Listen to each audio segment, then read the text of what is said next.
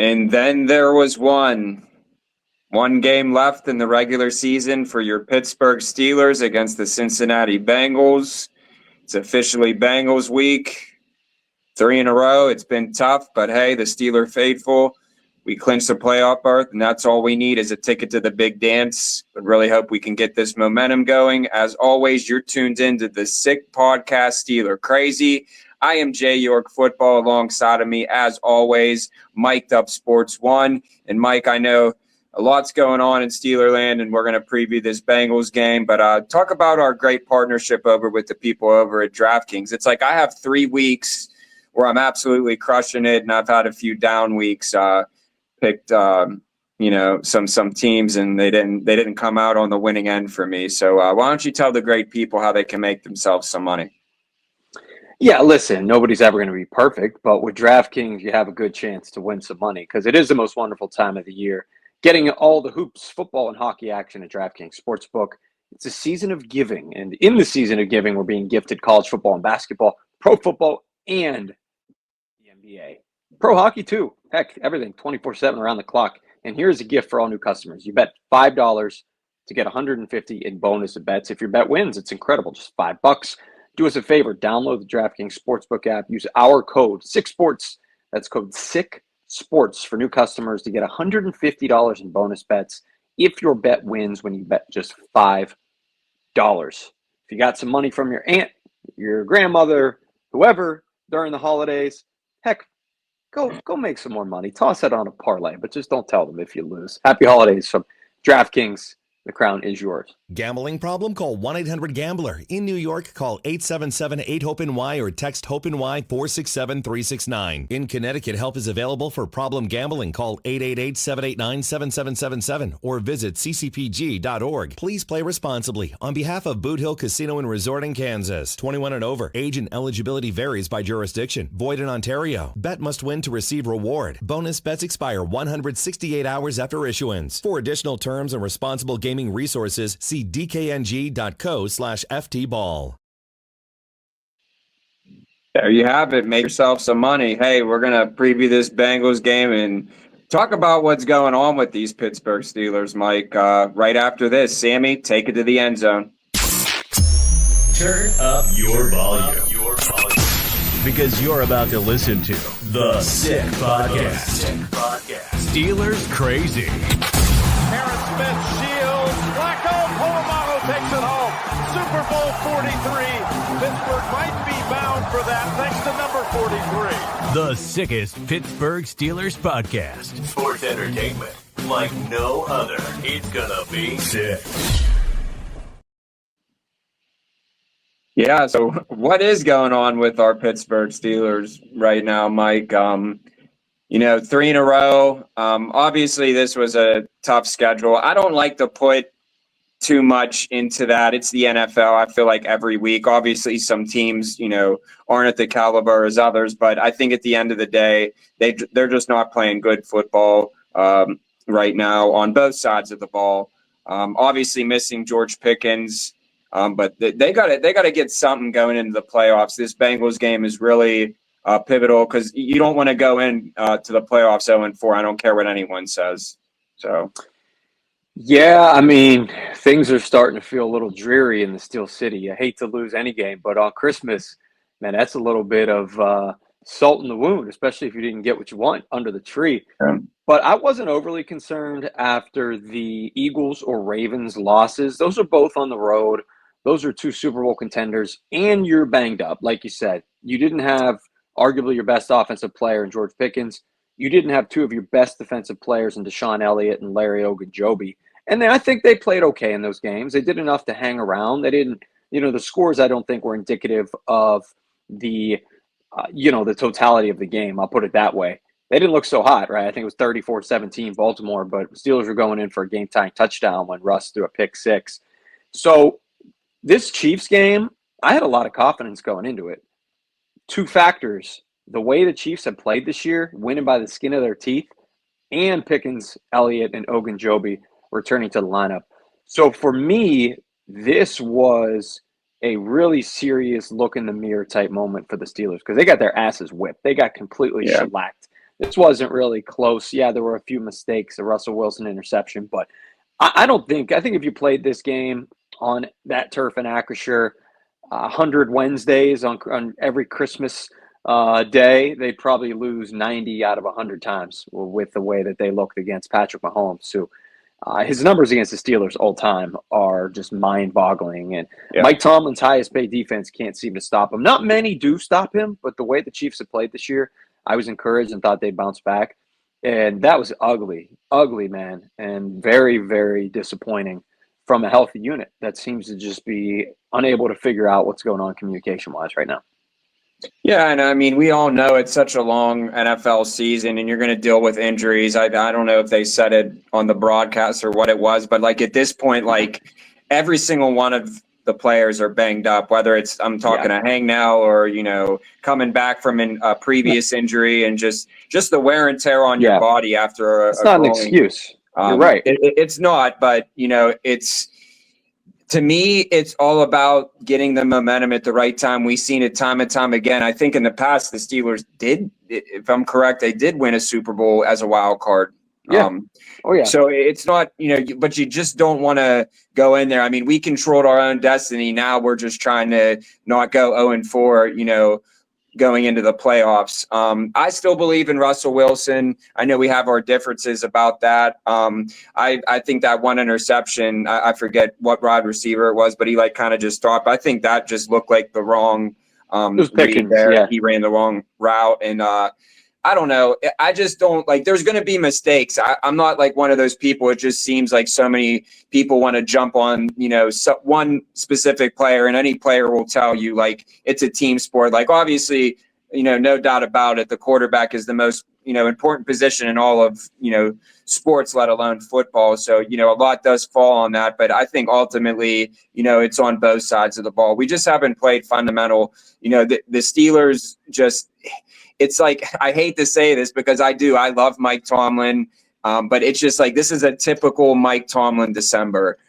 Just, you know, it happens every year. And it's just like, I want to say like, it's kind of like Pitt starting 7-0 and then losing, you know, 6 straight, including the bowl game. And it just makes me sick. And I don't want that for the Steelers because it very well could happen. And I don't want to manifest anything, but like, imagine everyone, we went from, hey, you know, the national media is saying the Steelers are Super Bowl contenders, but let's pump the brakes. They're going to lose 4 in a row and be one and done in the playoffs. That scenario sounds like Halloween all over again. Obviously, the Chiefs spoiled Christmas, so we hope that, you know, something going into 2025. But, yeah, I mean, a lot of question marks with this team right now. I mean, I was really, you know, saying, you know, this could be an AFC championship, you know, they can make the run and possibly Super Bowl. But right now, I'm just trying to see something. You need something to, like, kind of just sway you away. And the optimism is still there. I think they can turn it around. They have the talent, but it's like, can they bring it together in a short amount of time, you know, come this weekend and then right into the playoffs now, because we're not going to have a bye. I'm most disappointed in the defense. I know you brought up Russell Wilson, my feelings toward him. They're fine. I think he's, you know, the duration of the season, when you look at it cumulatively, I think he's been good. I really do. I'm a lot better than what they've had the last couple of years, that's for sure. But this highest paid defense in the NFL have been getting absolutely shredded these last handful of weeks, completely shredded. The secondary looks like they have no idea what they're doing, missing assignments. The linebackers have not been able to capitalize when they've had a chance to make a big play. Patrick Queen dropped an interception against the Chiefs that would have turned the tides completely. You know, you've had just Cam Sutton has been awful in the slot, and really I haven't been all that encouraged by what Minkah Fitzpatrick has done lately, even though he had a huge pick in that Ravens game. You needed that. Listen, it goes back. You talked about Tomlin teams late in the season. The problem has been January. The problem has been the playoffs, because each time they've been in the playoffs the last handful of years, their defense also gets shredded. Last year against Buffalo, not a chance against Josh Allen. A couple of years back against Cleveland, they gave up 100 points, it felt like. Going all the way back to when they would play Jacksonville at home and Jacksonville hanging 40 on them. Tomlin is a defensive guy. You've had Hayward on those teams. You've had Watt on those teams playing against the Browns, and you have just been absolutely decimated. Minka Fitzpatrick on those teams. So that to me is the absolute biggest concern and frustration with what's going on, because it's the Steelers. They hang their hat. They pride themselves on the defense, and Mike Tomlin is the orchestrator behind it. You could say whatever about Terrell Austin. I think he's more of just kind of a puppet for Tomlin on the sidelines. But you take a look at, man, January Steelers football has been ugly. They're going to play a game in January this year. That's exciting. Let's see if they can get a freaking stop for once. Yeah, and it's just, it is disheartening because it's like I am a Tomlin guy, but I'm also like, okay, like when is it? And I feel like that this is around that time where the question starts happening. Here's Mike Tomlin, okay. And I just, at this point, honestly, it's kind of like it might be time if something, and I hate to say that because he's a great coach, but like this is gut wrenching. And I know that you can't, things come into place and it's a long season, but at the end of the day, the only thing that matters is winning. And they say it, the Pittsburgh Steelers franchise says it. This isn't Cleveland, Ohio, where we're hanging banners for, beating the Steelers in a wild card game.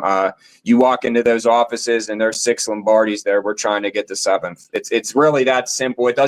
There's not like a lot to like really like break down and dissect. It's literally, hey, we need a Super Bowl or, something close to that, just to give us a sign of optimism that, moving forward. So it's crazy. Like you said, the quarterback situation, you don't know what's going to go into next year. The Steelers can very well go depending on how this season ends, they could go, into the draft and get a quarterback. Potentially. You could they could trade. Who knows? Kirk Cousins, anything. I'm just obviously hypothetically speaking, but there's just so much to break down right now that like it's just better just to take it one game at a time. And that's honestly what the Pittsburgh Steelers need to do right now is take it one game at a time. Because that's all you got coming in the playoffs. And the Bengals have a lot to play for. They could still sneak into the playoffs. And they're a hot team. I wouldn't want to see the Bengals right now.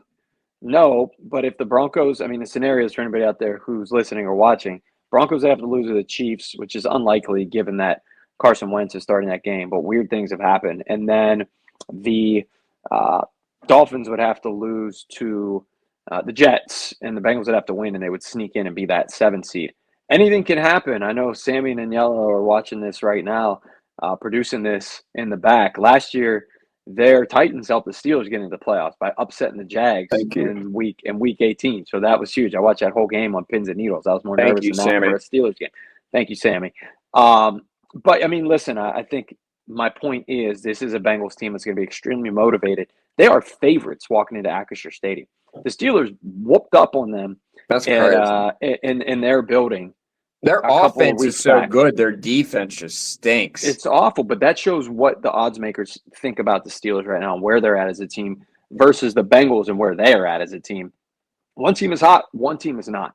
One team is probably going to be playing with their hair on fire, the Bengals. The other team is trying to put out the fire in the Steelers. So I'm not overly confident. But they have to find a way to get back on track and get some momentum going in the playoffs. Or like you said, here we go again, doom and gloom, 5 straight losses to end the season, fire everybody. And like you said, man, it's just all too familiar with that bad taste in our mouths again. But how are you feeling? Do you think this is a game they ultimately win? Are they just I so think cold right now it's not going to happen? I think you have no choice but to win this game. For the sake of ending the season in momentum, because if they lose this game and go to just stick a fork, they might as well just stay home. I would bet, I would say a 95% shot that if they lose against the Bengals, they're going to be one and done. I would bet my entire next paycheck actually on that. Just because I just think that I don't disagree. That type of momentum, it's really hard. We know, that's a thing in sports in general, especially in football. You need that momentum. It can alter, the outcome of games. It's the same thing going into them. They need some sort of spark. like you said, I know Duck Hodges tweeted you today. Where's Duck Hodges? All the former Steelers quarterbacks threw a touchdown in the same day. Maybe we need him to get him off the water, and maybe Get you him can. off the water. I've seen you advocate. Hey, did you see Big Ben out there with a helmet and his jersey on, throwing the rock around to his kids? I mean, does he have one more left in him?